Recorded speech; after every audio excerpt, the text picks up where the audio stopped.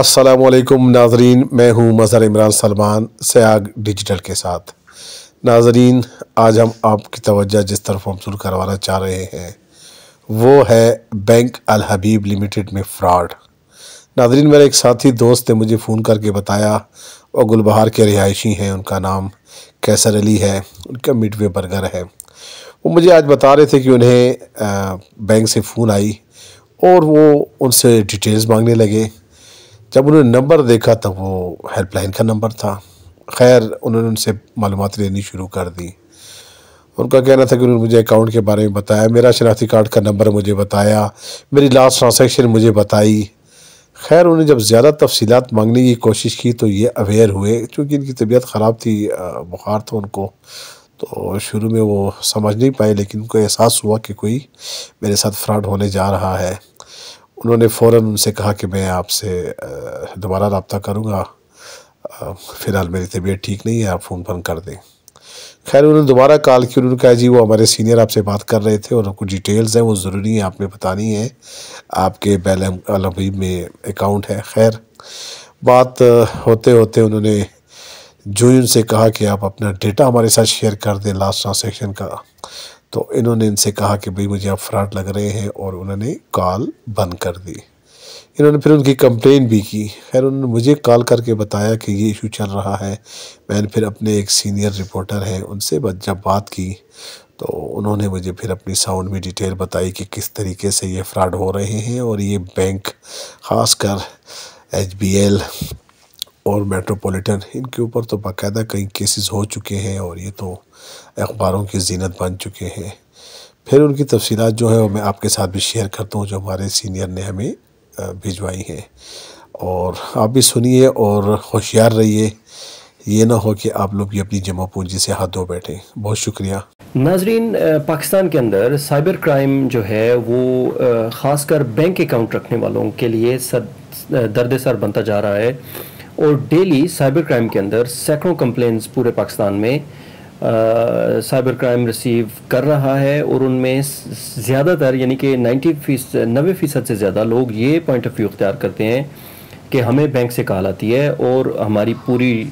जो है वो डिटेल बताई जाती है, और उसके बाद हमारे अकाउंट से पैसे कट जाते हैं। गुज़श्ता दिनों हमारे एक सीनियर रिपोर्टर, मेरे ज़ाती दोस्त और सीनियर रिपोर्टर जर्नलिस्ट जो हैं, उनकी वाइफ के अकाउंट से इसी तरह तकरीबन 4.5 लाख रुपए एक चले गए, और उनकी वाइफ के क्रेडिट कार्ड से एकदम 2.5 लाख से के करीब रकम जो है वो डेबिट कर दी गई, और उनको सिर्फ मैसेज आया, और जिस वक्त उनको ये मैसेज आया वो रोड पे खड़ी थी। और मज़े की बात यह है कि ये इस तरह के जितने फ्रॉड हो रहे हैं बैंकिंग सेक्टर के अंदर, वो 95% एक ही बैंक के अंदर हैं, और वो बैंक है हबीब बैंक लिमिटेड, और उसी ग्रुप का दूसरा बैंक है हबीब मेट्रोपॉलिटन बैंक, जो है ज़्यादातर यानी कि 95% जो है वो कंप्लेंट्स जो हैं वो हबीब बैंक के ख़िलाफ़ आ रही हैं, और बाकी बैंक अल हबीब लिमिटेड के केसेस हैं। हमारे दोस्त हैं, उनकी वाइफ से इस तरह लगभग 7 लाख रुपए चले गए, और उस वक्त वो भागी बैंक पहुंची, और उन्होंने पूछा, मैं तो इधर खड़ी थी रोड के ऊपर, ये देखें आपने मेरे अकाउंट से पैसे चले गए, निकालिए, कहाँ चले गए। उनको कहा गया कि आपके पैसे जो हैं वो अमेरिका में डिडक्ट हुए हैं, अमेरिका फ़लाँ साइट पे डिडक्ट हुए हैं, फ़लाँ उनको बहानाबाजी की गई। लेकिन उसके बाद जिस वक्त हम शामिल हुए और जिस वक्त हम सीनियर मैनेजमेंट तक पहुंच गए, और नोटिस जिस वक्त हमने FIA में FIA से करवाए, उनके ऑपरेशंस के हेड को, उनके ओवरऑल हेड को, प्रेसिडेंट को, उनके बोर्ड ऑफ डायरेक्टर्स को, सबको जिस वक्त हमने नोटिस करवाए, तो बैंक के अंदर एक हलचल मची। और इस्लामाबाद की तारीख का, बल्कि पाकिस्तान की तारीख का वो वाहिद केस है कि उन्होंने 2 दिन के अंदर अंदर HBL की मैनेजमेंट ने वो पैसे वापस किए। उसके अलावा आज तक HBL ने किसी को कोई पैसे वापस नहीं किए। जितनी भी कंप्लेंट्स हैं वो एज इट इज़ उनके खिलाफ चल रही हैं, और उनके कान पे जूं बिल्कुल नहीं रेंगती, और उनको किसी तरह का कोई जो है उनके ऊपर प्रेशर नहीं है। होता ये है कि HBL की मास्किंग कॉल लोगों के मोबाइल नंबर्स पे आती है, और उन नंबर्स पे आती है जो उनके अकाउंट होल्डर्स के अकाउंट उनके पास डेटा में सेव होते हैं, यानी कि जो अकाउंट नंबर जो अकाउंट मेंटेन करता है उसके जितने मोबाइल नंबर होते हैं वो इन लोगों तक जाते हैं, नौसरबाजों के पास, फ्रॉडियों के पास, हैकर्स के पास जाते हैं, और फिर वो एक मास कॉल करते हैं। मास कॉल करके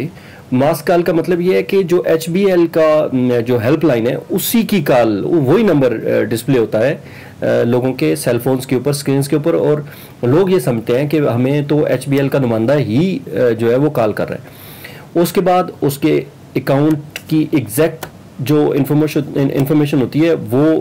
उसको बताते हैं, उनको बताते हैं आपकी डेट ऑफ बर्थ ये है, आपके वालिद का नाम ये है, आपकी वालदा का नाम ये है, आपने फ़लाँ दिन ये अकाउंट फ़लाँ ब्रांच में खुलवाया, और आपने पहले इतने पैसे रखे थे, फिर आपने इतने निकाले, फिर इतने डाले, और इस वक्त यानी कि जिस वक्त वो कॉल कर रहा होता है उसके पास एग्जैक्ट इन्फॉर्मेशन यानी एग्जैक्ट अमाउंट भी उसके पास नोट होता है, और वो बताता है कि इस वक्त आपके अकाउंट में इतने हज़ार, इतने 100, इतने पैसे मौजूद हैं।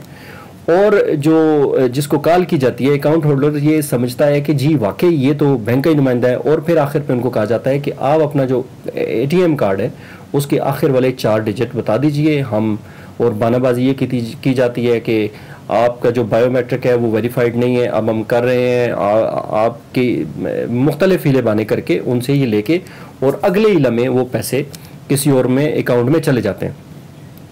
अब जब FIA इस्लामाबाद फ़र्ज़ करें एक कंप्लेन होती है, वो इस्लामाबाद जाते हैं, तो जिस वक्त FIA जिस अकाउंट में वो ट्रांसफ़र होते हैं उस अकाउंट के पीछे जाती है, तो वो जाता है कोई साहिवाल या भावलपुर या दूर दराज के इलाके का कोई अकाउंट नंबर होता है, और FIA के पास इतने रिसोर्सेज नहीं होते कि FIA उस अकाउंट्स की तफसीलात के लिए जाए या उन लोगों को पकड़े, या वो मास कॉल पकड़ने का कोई उनके पास तरीक़ाकार होता है। गुज़श्ता दिनों 12 जुलाई को कराची में एक उम्र रसीदा खातून जो है वो FIA में आई, और उसने आके बताया कि मुझे कॉल्स आती हैं। उनका अकाउंट था हबीब मेट्रोपॉलिटन बैंक के अंदर, फॉरेन करेंसी अकाउंट था, डॉलर्स उनके पास पड़े थे, लगभग 10 लाख पाकिस्तानी रुपीस के उनके पास डॉलर थे। उनको कॉल आई और उनको कहा कि जी मैं एक खुफिया इदारे से बात कर रहा हूँ, और जैसा कि आपको पता है कि जो एंटी टेररिज्म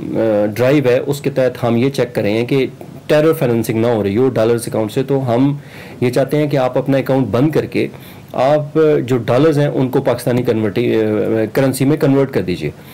और उनको शक हुआ और उन्होंने थोड़ी सी